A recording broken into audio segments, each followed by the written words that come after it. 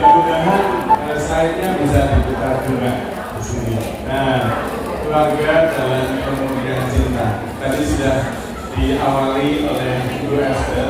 Pemurnian pertama adalah dari jatuh cinta ke mencintai. Nah, itu pemurnian yang pertama. Jangan jatuh cinta terus. Nanti nggak bangun-bangun. Pemurnian yang kedua, dari pusatnya saya, kemudian pusatnya orang lain. Itu pemurnian yang kedua. Jadi memang kita semua dipanggil untuk memurnikan cinta. Ya, ini pendahuluan yang pertama. Kita semua dipanggil untuk memurnikan cinta. Semuanya. Karena itu Tuhan Yesus hanya meminta satu saja. Hendaklah kalian saling mencintai. Tidak ada yang lain nggak penting. Sama sekali nggak penting. Maka seluruhnya bertujuan untuk memurnikan cinta. Mau menikah iya, mau jadi romo iya, mau jadi suster iya, tujuannya cuma satu. Maka kalau memperhatikan doa Sinode Agung yang kedua, pasti ada ini. Kalau yang lama itu lebih jelas penulisannya. Ya Tuhan, sempurnakanlah umat-Mu dalam cinta kasih bersama Bapa Suci. Nah, teruskan sendiri. Tapi itu selalu didoakan. Siapa yang pernah mendengar doa itu? Anda pasti mendengar tapi tidak pernah ingat. Karena itu doa Sinode Agung didoakan terus. Maka saya garis bawahi. Nanti kalau bisa lagi, nggak harus nunggu besok. Siapa tahu sore ini bisa. Perhatikan kalau doa Sinode Agung yang kedua. Sempurnakanlah umat-Mu dalam cinta kasih. Itu dalam doa Sinode Agung. Jadi kita tujuannya itu disempurnakan dalam cinta. Nah, menikah juga, berumah tangga juga sama. Ya. Semuanya. Karena hanya itu yang penting. Tadi dikutip dari buku harian Santa Faustina. Yang paling penting yang punya arti adalah cinta kasih. Kalau enggak bermakna. Nah, Anda juga sama. Anda tidak dipanggil punya jabatan tertentu, enggak. Punya jabatan tertentu tidak mencintai, enggak ada arti. Anda tidak dipanggil untuk jadi istri tapi tidak mencintai, kecapnya sendiri-sendiri. Itu enggak penting. Bukan itu panggilannya. Kita panggilannya cuma satu, yaitu memurnikan cinta. Itu saja. Jadi perlu diingat. Habis dari sini sudah tahu apa yang diminta Tuhan. Yang diminta Tuhan bukan yang lain-lain. Menyempurnakan cinta kasih. Itu yang pertama.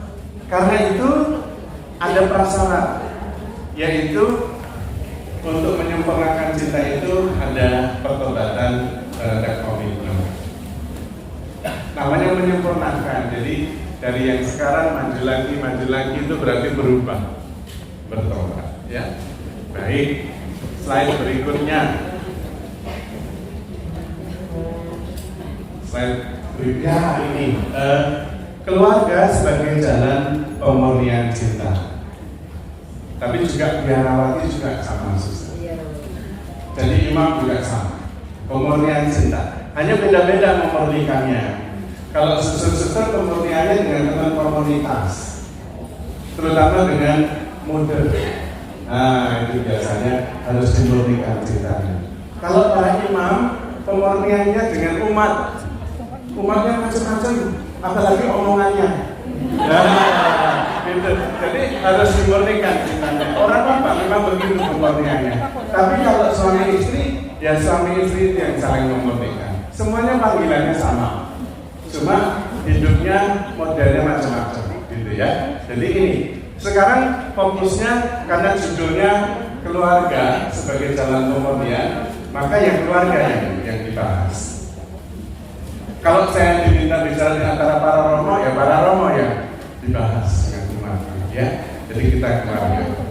Nah, kalau keluarga itu ya dasarnya janji perkawinan.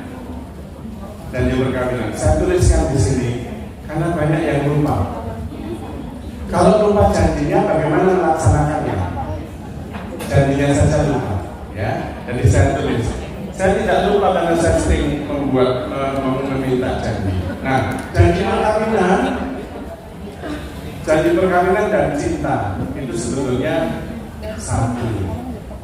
Karena janji perkawinan hanya merumuskan cinta itu apa secara lebih detail. Nah, sesudah didetailkan tinggal diwujudkan. Maka cinta itu punya beberapa karakteristik, yaitu sifatnya kekal. Memang cinta begitu. Cinta itu tidak ada batas waktunya. Kalau saya mengatakan I love you 5 tahun aja ya, itu cinta atau bukan? Bukan. Cinta ya cinta, nggak ada batas waktu, nggak ada batas waktu. Ya. Maka cinta nggak ada putusnya. Yang kedua, tanpa syarat. Saya mencintaimu tapi, nah itu bukan cinta itu, bukan cinta. Nanti masalahnya ada di situ semua. Masalah itu maka perlu dimurnikan, Kemudian cinta itu total self-giving. Bahasa Jawa itu pemberian diri penuh untuk sepenuhnya. Itu namanya cinta. Cinta tidak hanya sebagian, saya mencintaimu kalau saya pas di rumah aja ya. Itu namanya bukan total self-giving. Nah maka merumuskan cinta yang seperti itu dirumuskan dalam janji perkawinan. Nah ini janji perkawinan. Bapak Ibu yang menikah, saya ingatkan janjinya. Karena kebanyakan sudah lupa. Jadi janjinya seperti ini. Saya menyebut nama. Ingat waktu itu begitu? Sudah lama sekali itu ya? Lama sekali itu tugasnya. Saya sebutkan nama, memilih engkau, memilih ya, memilih. Jadi ini yang pertama memilih. Lalu sudah ada yang mulai sudah lama. Dulu saya pilih kan ya? Gitu ya. Kok saya yang pilih sih gitu. Jadi kalau saya yang milih, senang enggak? Senang kan? Tapi tidak selalu begitu ya. Saya memilih engkau. Jadi kalau yang dipilih ternyata tidak baik, yang salah siapa? Ya sudah, ya. Jadi saya memilih. Maka janji perkawinan itu bagus sekali. Katakan saya memilih. Dan itu sudah dicek sama Romo Paroki dalam pendidikan kanonik. Benar kamu mencintai dia? Benar, nggak terpaksa. Enggak. Jadi sudah begitu. Tapi saya tidak yakin bahwa Anda ingat sekarang ini bahwa Anda memilih. Kayaknya nggak pilih. Masa bisa pilih dia? Gitu ya. Tidak apa-apa, lupa itu biasa. Syukur Anda lupa, kalau tidak stres. Jadi nggak apa-apa. Memilih menjadi suami atau istri. Nah ini yang penting ini, penting. Janji pertama perkawinan ternyata bukan mencintai, bukan mencintai. Janji pertama perkawinan adalah saya berjanji untuk setia mengabdikan diri. Itu janji pertama itu. I dispose myself for you. Ya memang rumusannya yang dulu beda semua. Tidak seperti ini. Beda. Enggak seperti itu kan? Yang lupa soalnya. Kalau zaman kapan-kapan ya manusia begini. Tapi Anda merasa kayaknya dulu nggak begitu. Ini yang susah. Karena pada waktu janji itu nggak ingat sama sekali. Dan saya bisa mengerti kalau Anda pada waktu janji itu nggak ingat. Karena sedang jatuh cinta. Nah itu. Nah lalu kita coba. Jadi membaca janji perkawinan sendiri aja lucu ya rasanya ya. Geli kita melihatnya ya, lucu maksudnya tidak nanti lucu. Nah, mengabdikan diri, mengapa mengabdikan diri? Karena cinta itu tadi total self giving, pemberian diri yang penuh dan total. Karena itu saya sudah tidak punya lagi diri saya sudah memberikan diri kepadamu. Dan karena itu kemudian saya menjadi abdimu. Logikanya jalan ya. Kalau saya sudah memberikan diri sepenuhnya, ya sudah, up to you. Mau disimpan di rumah, mau dibawa jalan, mau dibawa kemana, terserah. bisa memberikan diri, itu berarti saya sudah tidak punya hak lagi atas diri saya. Saya sudah menjadi milikmu, dan itu berarti saya sudah menjadi abdimu.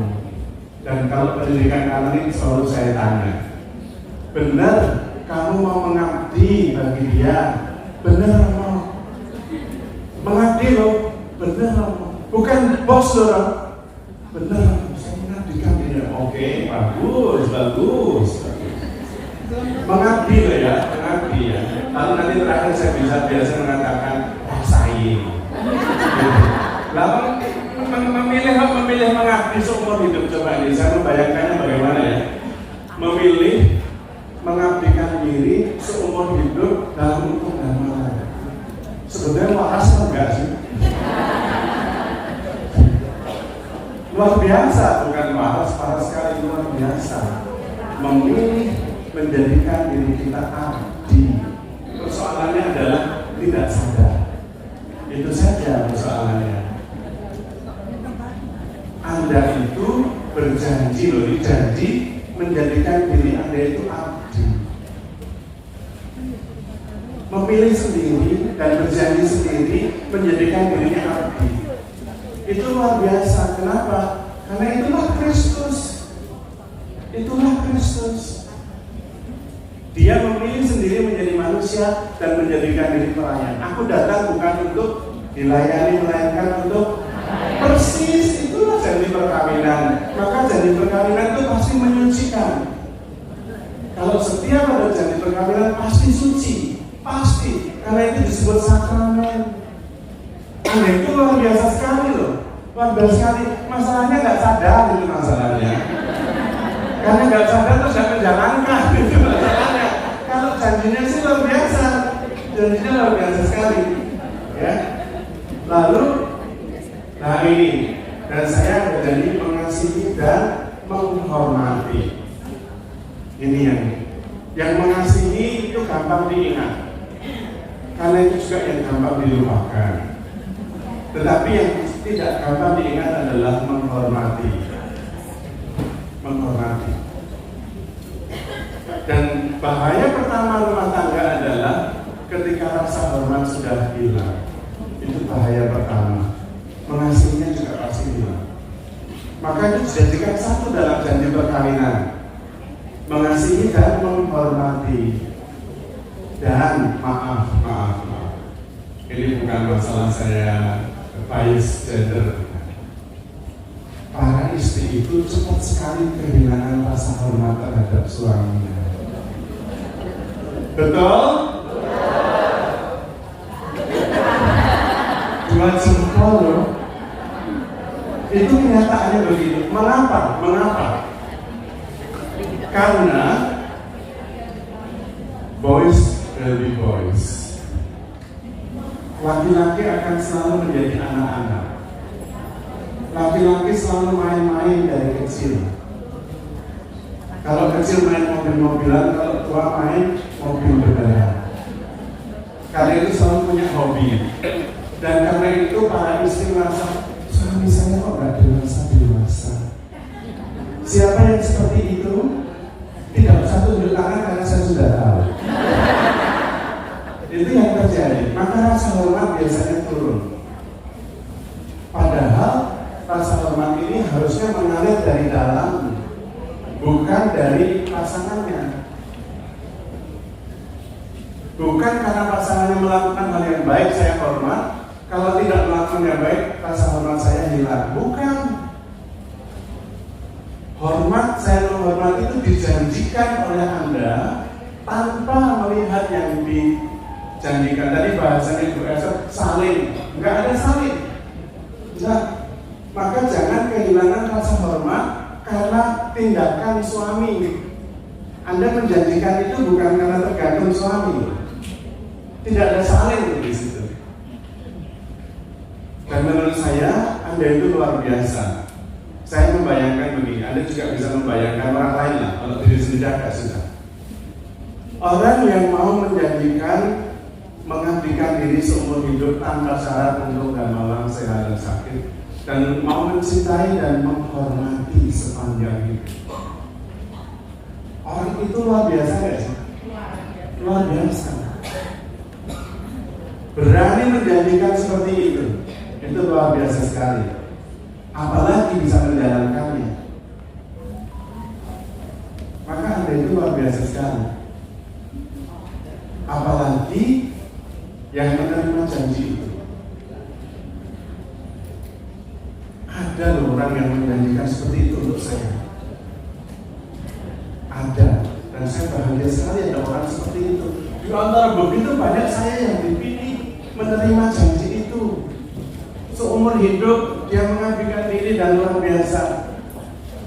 Tapi biasanya saya bahagia kalau orang lain melakukan itu, sementara saya tidak melakukannya kalau saya menjadikannya, yaitu problemnya. Maka kalau Anda mau menjadi luar biasa, nah pemurnian cinta adalah membuktikan janji itu. Hanya itu saja. Anda buktikan sepanjang perkawinan Anda. Dan itu harus dibuktikan karena kemudian terjadi pemurnian. Kalau tidak, berarti pemurnian cinta tidak terjadi. Dan Anda menjadi orang yang paling malang sedunia. Itu benar. Karena sudah nggak bisa apa-apa. Jadi seperti tadi diceritakan, karena sudah nggak bisa pisah, ya udahlah, tidur sendiri-sendiri, lombok sendiri-sendiri, kecap sendiri-sendiri, udah malang hidup Anda. Padahal Anda sudah sangat dekat untuk menjadi luar biasa. Karena sudah menjanjikannya, tinggal melaksanakannya. Kalau setia pada janji perkawinan sampai mati, pertama pasti bahagia, kedua pasti masuk surga. Pasti sudah itu sudah pasti. Karena itu sakramen. Dan itulah pemurnian cinta. Itulah pemurnian cinta. Pekerjaan Anda itu memurnikan cinta Anda itu. Bagaimana caranya? Ikut seminar ini. Gitu. Siapa yang merasa bersyukur ikut seminar ini? Yes. Ya, mari kita coba lihat berikutnya. Teks berikutnya, ya. Diklik aja.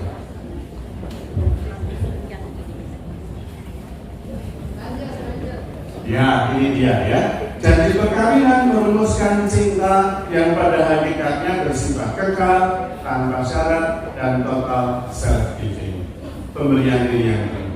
The nature of love itu tanpa syarat, tanpa batas waktu, total self-giving, dan sifatnya menyatukan, menyucikan, dan membahagiakan.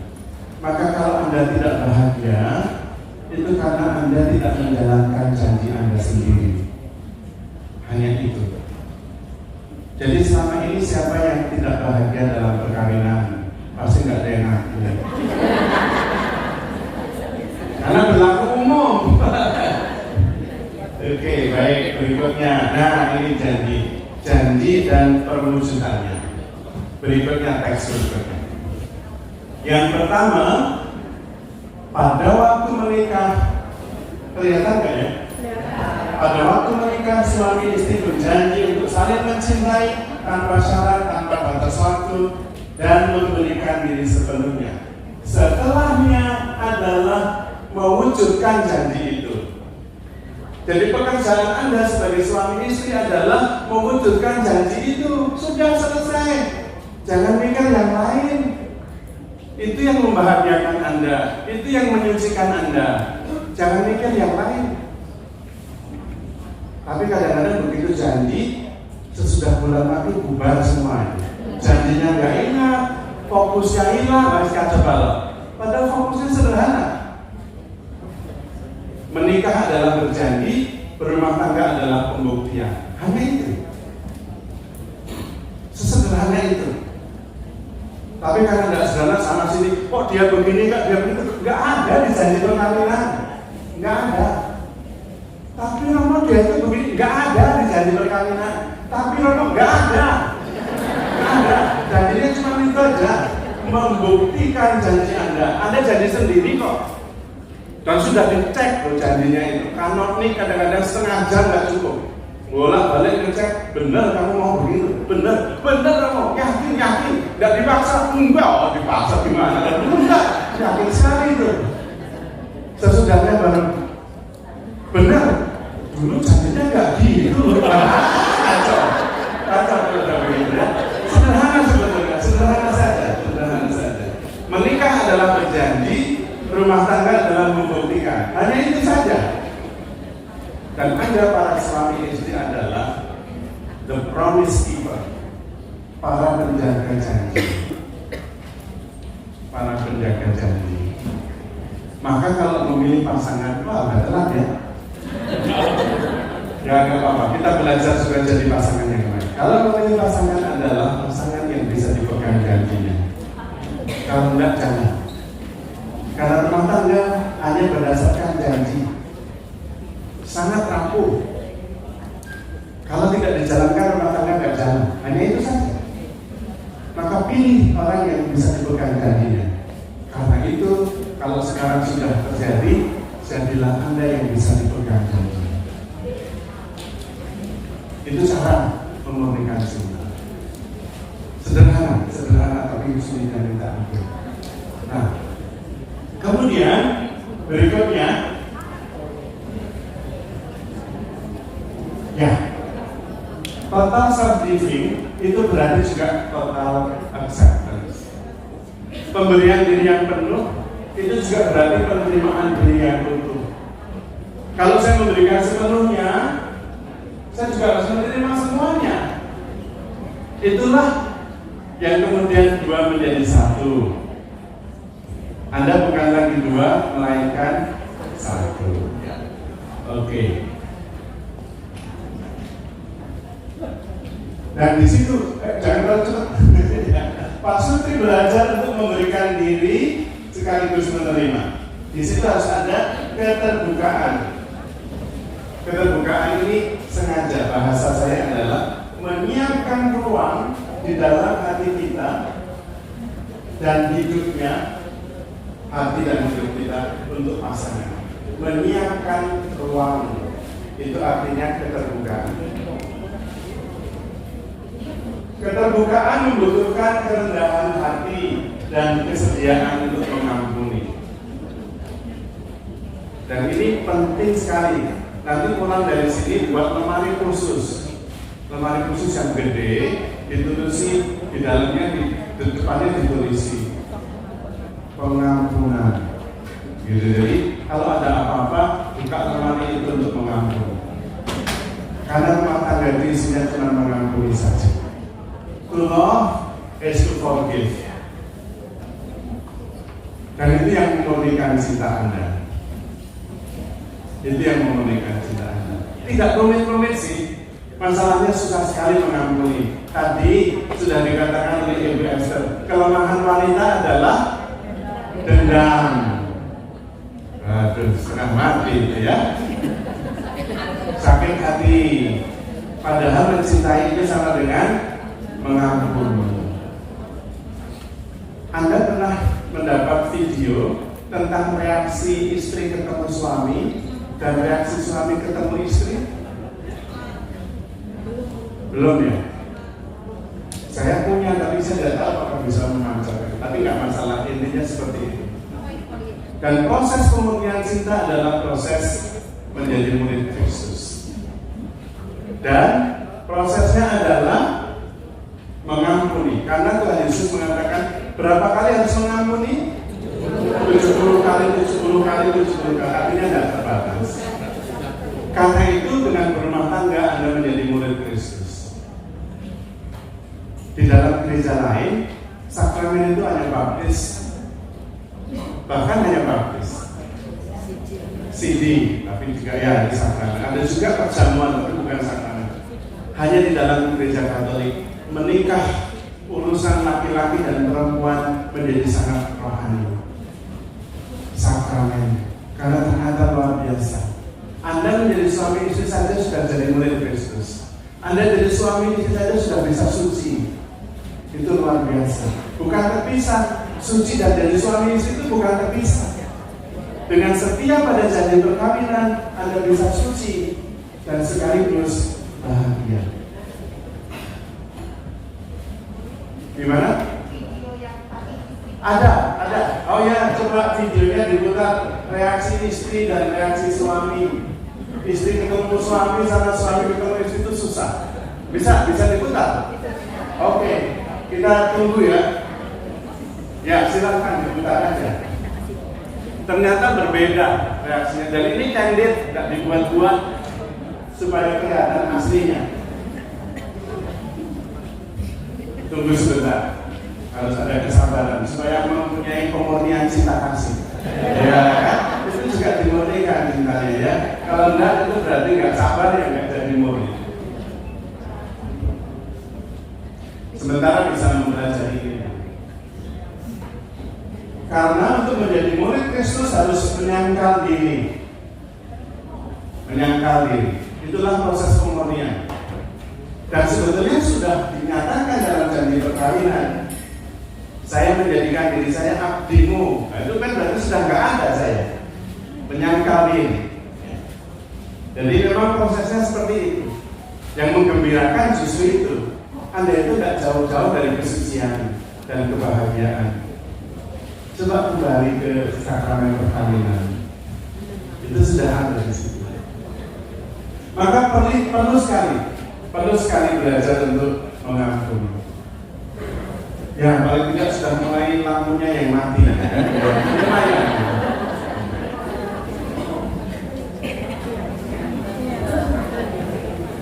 Kalau enggak nanti dibayangkan sendiri saja filmnya ya.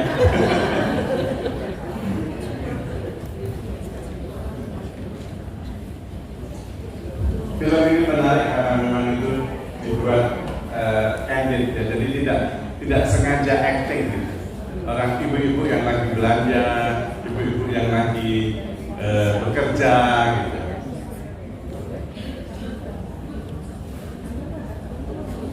Nah, apa saya nanti saja itu nanti kalau misalnya kita bisa berhenti.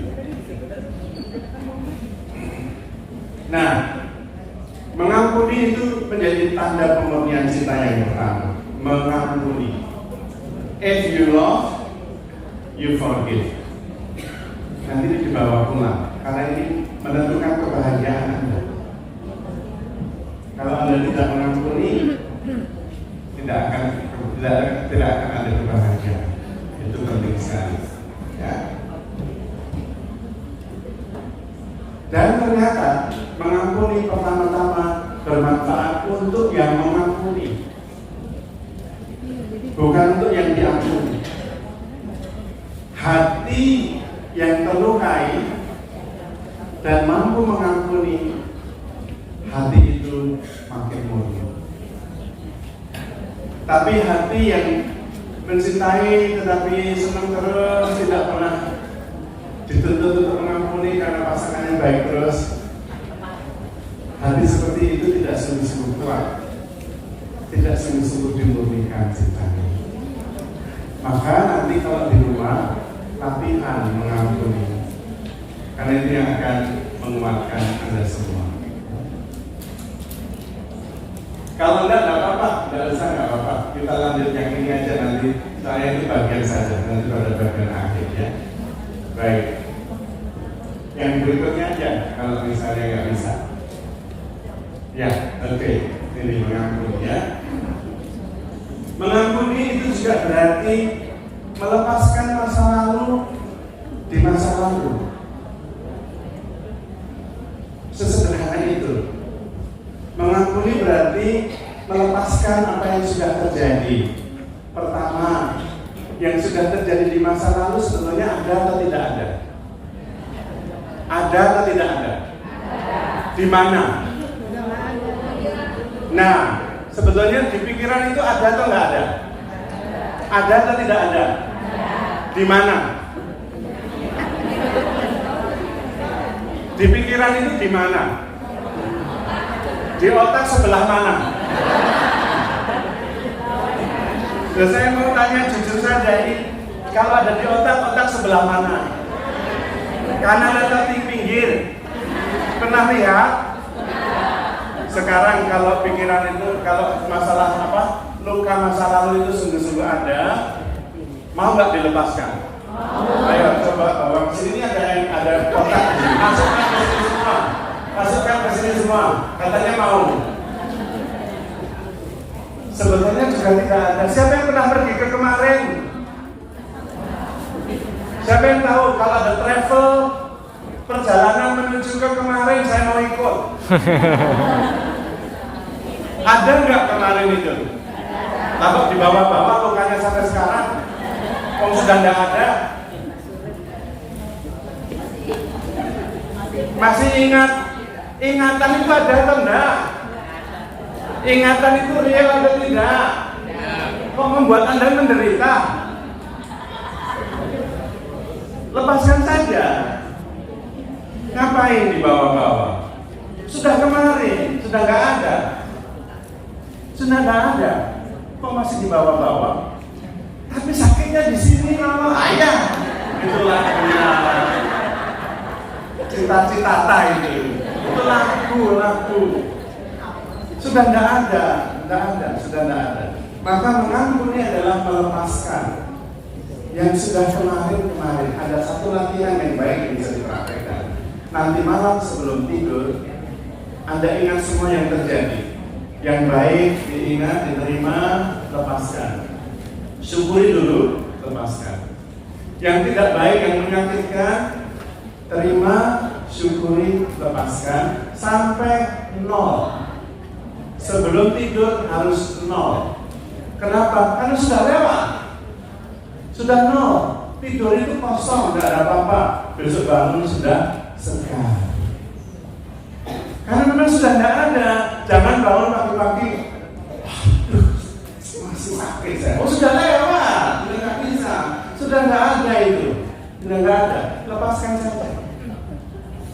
Lepaskan saja. Ada latihannya, tapi harus ikut retret saya. Karena itu hanya kalau sekarang susah, harus perlu waktu 2-3 kali. Daftar di tempatnya Elsa. Sebetulnya sederhana, yang membuat kita menderita yang kita sendiri ya, dan bisa dilepaskan. Mengampuni itu artinya melepaskan, jangan membawa-bawa masa lalu.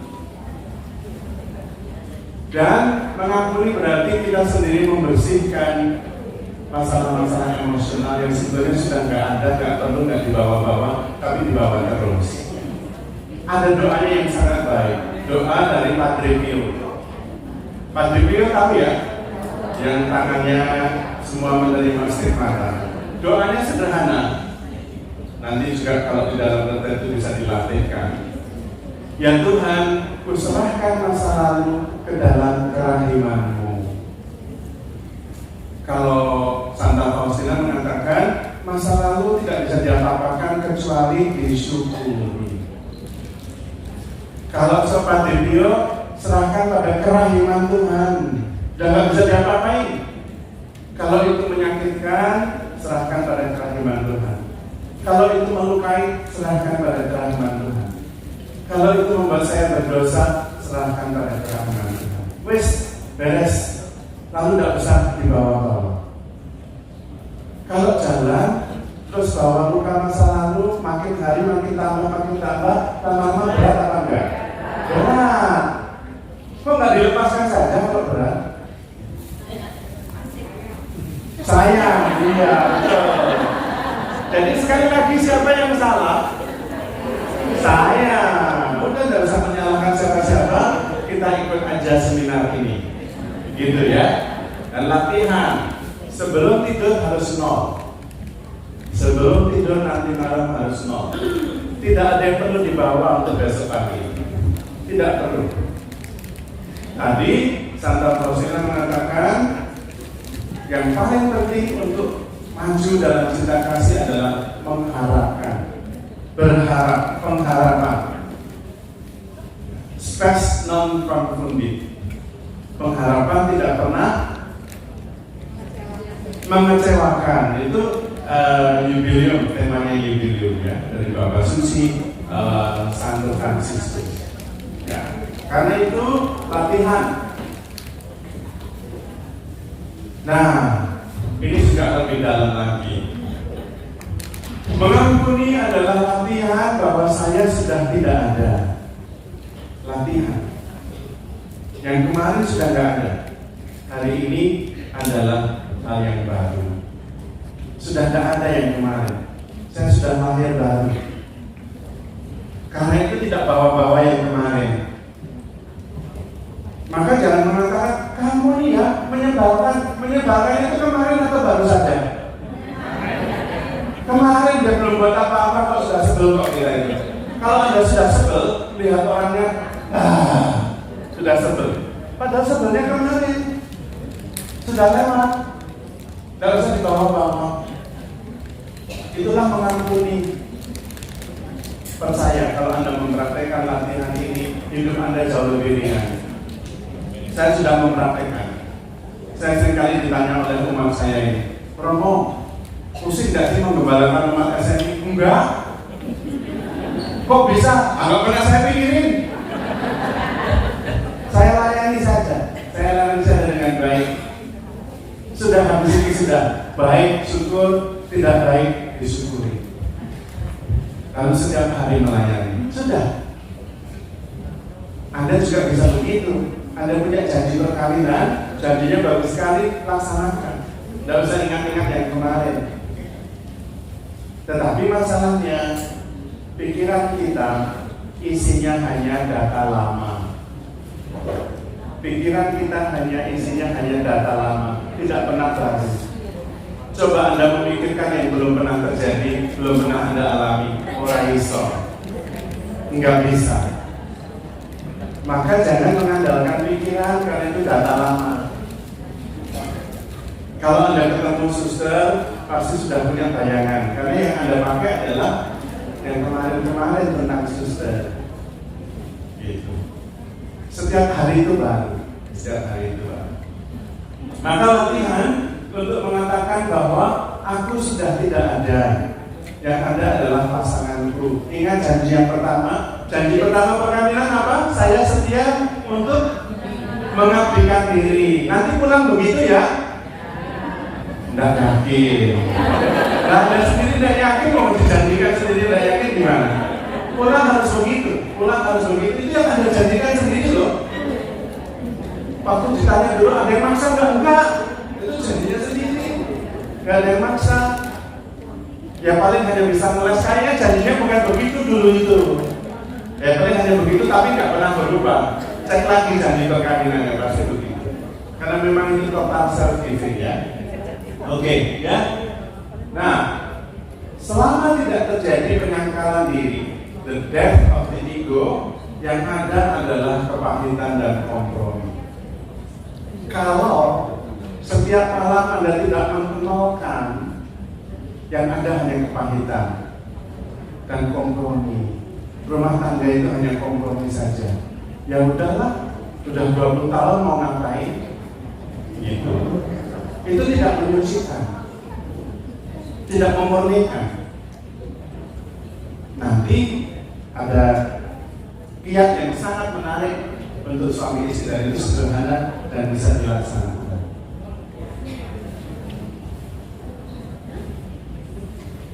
Nah, yang berikutnya adalah latihan berkomunikasi perasaan. Seringkali Anda tidak berkomunikasi perasaan, tapi berkomunikasi informasi. Itu nggak bisa. Nanti berantem. Kalau Anda komunikasinya adalah komunikasi informasi, berantem. Mengapa? Karena komunikasi informasi ternyata hanya 7% peranannya. Kalau Anda ngobrol, suami istri ngobrol 1 jam, apa yang terjadi? Berantem. Nah, kan? Sudah langsung dijawab. Berantem. Jadi bukan nggak berkomunikasi, tapi berantem. Mengapa? Karena komunikasi verbal peranannya hanya 7%. 7%. Jadi pasti salah paham, dijamin salah paham. Maka ngobrollah 1 jam pasti berantem, dijamin. Nggak usah begitu, nggak usah. Apa yang perlu? Harus yang 85% adalah body language, bahasa tubuh.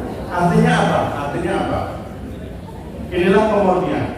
Banyak-banyaklah melakukan. Tadi dikatakan oleh Ibu Esther, pemurnian yang pertama adalah perubahan dari mencintai kata-kata, kemudian menjadi perbuatan. Itu harus menjadi ada perubahan. Jangan banyak berbicara karena dari salah paham, tetapi banyak-banyaklah berbuat sebagai ungkapan cinta. Masalahnya apa? Masalahnya apa yang terjadi sesudah lama menikah? Para istri makin tenang, makin diam, atau makin banyak berbicara? Sudah tahu akibatnya? Sudah tahu akibatnya. Saya itu baru saja menghadiri kelompok para yang disebut dengan berseri. Siapa yang mengerti kelompok berseri? Ada anggota ME di sini? Ada. Sudah pernah mendengar kelompok komunitas berseri? Sudah pernah. Berseri adalah singkatan dari bersaksi meskipun sudah sendiri. Itu artinya mereka yang sudah ditinggal oleh pasangannya meninggal. Saya menghadiri, dan apa yang menarik bagi saya, tidak saya katakan karena saya tidak berani mengatakannya di hadapan Anda, saya berani. Ketika saya menghadiri kelompok, karena saya diundang kelompok berseri ini, mereka yang sudah ditinggal pasangannya, dan ternyata kelompok berseri ini kebanyakan adalah ibu-ibu. Itu berarti para suaminya sudah meninggal. Itu apa artinya?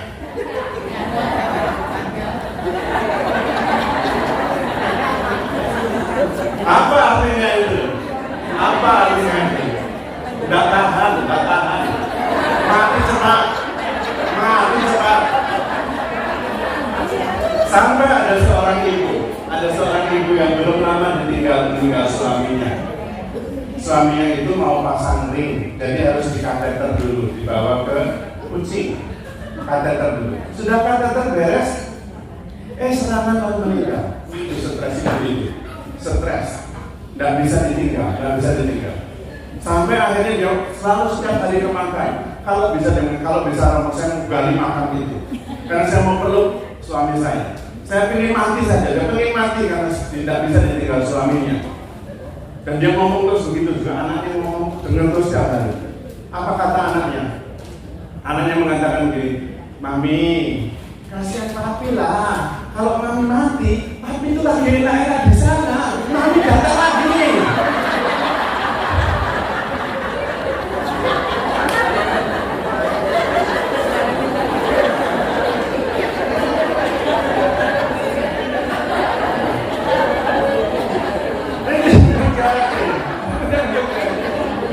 Saya merasa bersyukur bahwa anaknya itu bisa bertobat, mamanya langsung bertobat ya. Oh ya sudah, kasihan suami saya. Sudahlah mati dengan tenang bisa. Jangan sampai hidup susah, mati pun susah gitu. Seperti itu. Karena perlu ada perubahan, ada pertobatan, yaitu dari banyak berbicara, kemudian banyak bertindak. Itulah komunikasi. Jangan banyak kata-kata, karena hanya 7%. Hanya 7%. Maka harus latihan BPS, bagaimana perasaan saya tanpa menghakimi. Ini perlu latihan. BPS itu begini ceritanya. Jadi setiap hari ketemu sama pasangannya, ayo kita diatur jadwal lebih baik. Lalu mengatakan, saya merasa bahwa hari ini saya merasa kurang diperhatikan. Itu tidak pernah salah, karena saya yang merasa. Namanya itu bagaimana perasaan saya. Saya merasa hari ini saya kurang diperhatikan oleh kamu. Tapi seringkali karena tidak latihan, bahasanya menjadi berbeda. Bahasanya menjadi begini, kamu ya hari ini tidak memperhatikan saya. Itu sudah menyalahkan itu. Harusnya cerita tentang perasaannya, tapi jadinya malah menghakimi. Siapa yang sering begitu? Gak usah angkat tangan. Karena ini perlu latihan, Kalau menceritakan perasaan saya tidak pernah salah. Belum pernah 5 menit. Oke, ya. Latihan. Proses pemurnian cinta itu berlangsung selamanya. Selalu ada berlangsung selamanya. Jadi mesti geser. Oh iya benar sudah. Sudah ya. Oke. Nah, apa sebetulnya yang memurnikan? Yang memurnikan cinta Anda adalah kebiasaan pasangan yang menjengkelkan. Siapa yang sudah hafal kebiasaan pasangan yang menjengkelkan? Semuanya begitu. Dan bersyukurlah, karena itulah yang menyucikan. Biasanya ini tidak bisa diubah. Hanya bisa dibawa mati. Itulah salib yang harus Anda tanggung setiap hari sampai mati. Dan Anda menjadi murid Kristus. Karena barang siapa mau mengikuti aku, dia harus menyangkal dirinya, memikul salibnya setiap hari, dan mengikuti aku. Mau menjadi murid Kristus? Nah, salib setiap hari yang harus Anda pikir adalah kebiasaan pasangan yang menjengkelkan, yang tidak bisa diubah. Itu yang menyucikan Anda. Tidak usah lihat pasangan lain, podo baik, sama saja, sama banyaknya.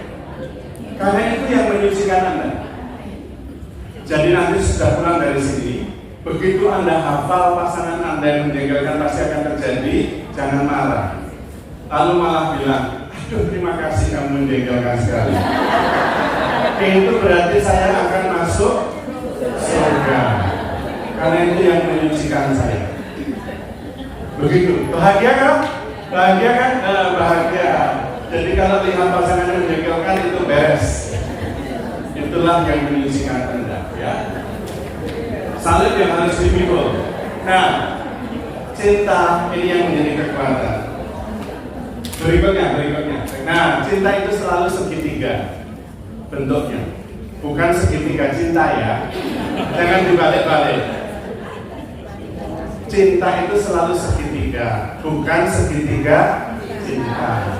Mengapa segitiga? Karena pasti ada Tuhan. Mengapa? Karena Allah adalah kasih. Tidak ada Allah, tidak ada kasih. Tidak ada kasih, tidak ada Allah. Tidak ada suami istri. Maka jangan melupakan Tuhan. Enggak ada itu. Selalu segitiga. Tidak pernah Anda berdua. Lah kasihnya dari mana? Kasih adalah Tuhan. 1 Yohanes 4 mengatakan, barang siapa mengasihi, dia mengenal Allah, dia lahir dari Allah, dan dia berada di dalam Allah. Karena itu cinta selalu segitiga. Tidak pernah urusan Anda berdua. Kalau tidak ada Allah, tidak ada kasih. Tidak ada kasih, tidak ada Allah. Maka kalau Anda saling mencintai, pasti semakin beriman kepada Tuhan. Sebaliknya, kalau Anda tidak beriman kepada Tuhan, cinta makin jauh. Itu sudah pasti. Gak bisa diapakan. Gak bisa. Gak ada jalannya. Karena memang seperti itu, ya. Jadi harus diingat. Karena itu cinta suami istri itu sangat menyucikan. Nah, ini mungkin bagian penting. Kalau masih diberi waktu, saya menjelaskan hal ini saja. Lanjut, nggak apa-apa ya, pelan-pelan. Teksnya. Nah, ini dia. Relasi suami istri itu sangat intensif. Benar ya? Bangun, ketemu, tidur, ketemu lagi, besok lagi, ketemu lagi. Itu intensif sekali kan? Nah, karena intensif itu sekaligus total self-giving, pemberian diri yang total, penerimaan diri yang total juga, maka ini konsekuensinya. Relasinya begitu intensif, sehingga yang paling menjengkelkan adalah pasangan. Siapa yang setuju? Nah, itu. Jadi kalau pasangan Anda menjengkelkan, betul. Itu sudah benar. Kalau ada yang bahaya. Berarti relasi Anda dengan orang itu lebih intensif daripada pasangan Anda. Jadi kalau pasangan menjengkelkan itu sudah benar. Nggak mungkin kita jengkel sama ketemu orang di jalan terus jengkel. Ngapain jengkel orang lain? Tapi kalau intensif setiap kali ketemu, orang yang paling menjengkelkan ya pasangan Anda. Dan itu sudah benar. Ngomong, aduh pasangan saya itu menjengkelkan sekali. Saya mengatakan, itu sudah benar. Sudah benar. Karena itu berarti intensitas relasi Anda begitu tinggi. Nggak ada orang lain yang lebih menjengkelkan. Pada saat yang sama, pasangan adalah orang yang paling dirindukan. Karena tidak ada yang seintensif pasangan juga. Menjengkelkan cuma ditinggal 3 hari. Nyari. Kok nggak balik-balik kemana ya? Nyari. Nanti begitu pulang diocehin lagi, balik lagi. Itu yang terjadi. Karena Anda tidak paham, memang begitu, intensitasnya begitu tinggi. Maka yang paling menjengkelkan ya pasangannya, oke. Bersyukurlah yang tidak menikah.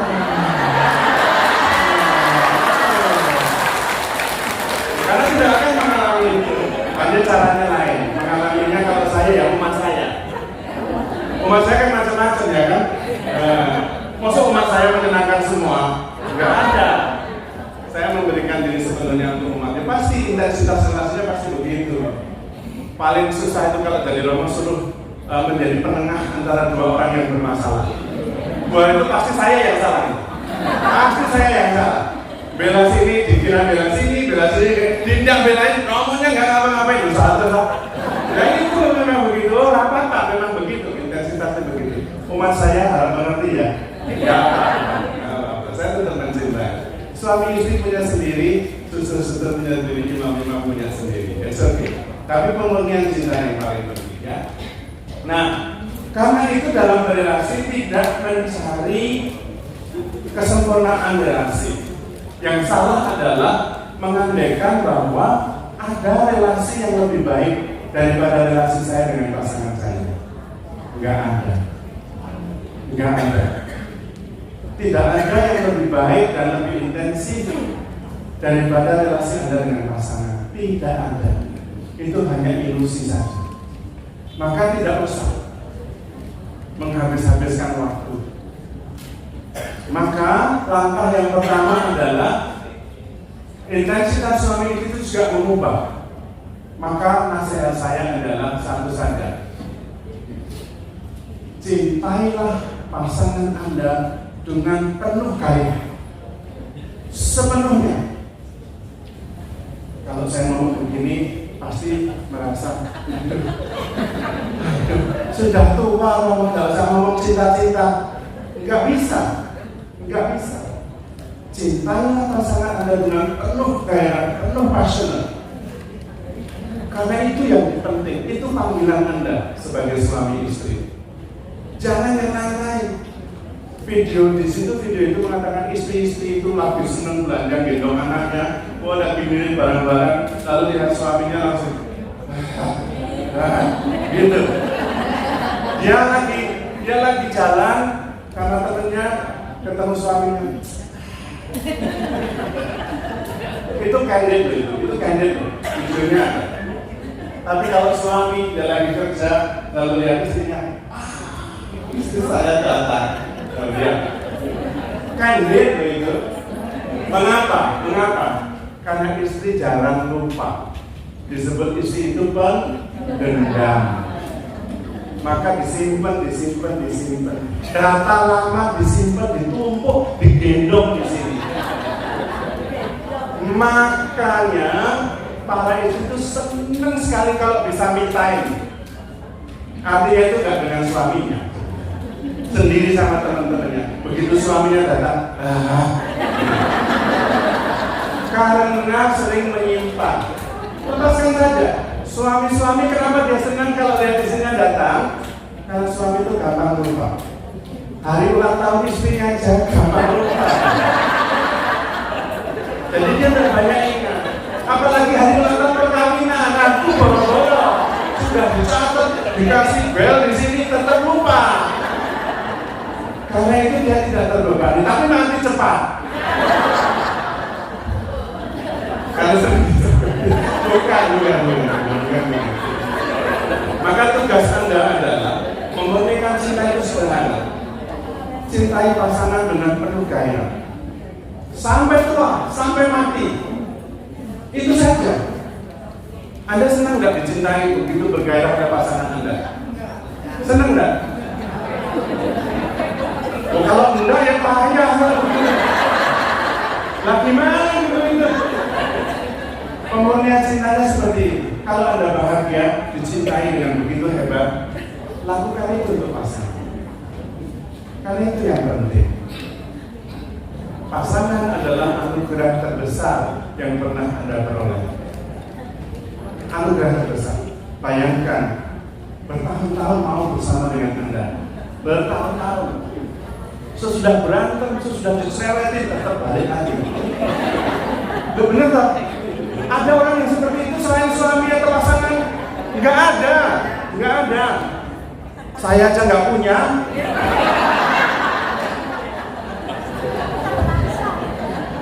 Itu anugerah yang luar biasa itu. Selalu bersama. Maka tugasnya cuma itu, memurnikan cinta itu sederhana. Passionately love your spouse. Cintai pasangan Anda dengan penuh gairah sampai mati. Sampai mati. Itu jalan kesucian Anda. Anda diberi hak untuk itu. Dan Anda bisa memberikan diri yang sepenuhnya. Total self-giving. Total. Tidak ada yang lebih penting. Anda tidak dipanggil untuk jadi ini, jadi itu, tidak.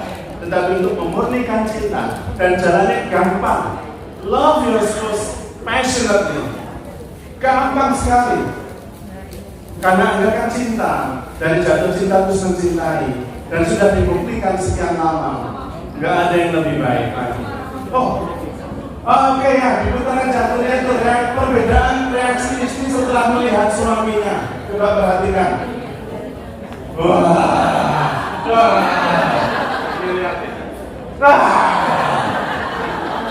Udah lagi senang.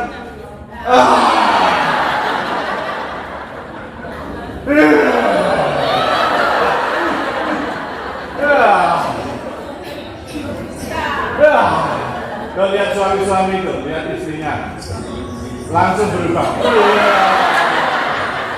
Lihat tuh. Beda banget.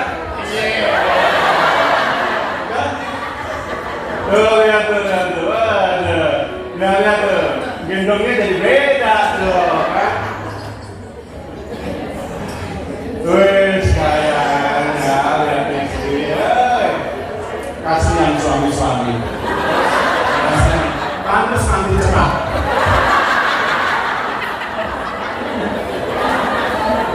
Candid tuh, bukan saya yang buat loh itu.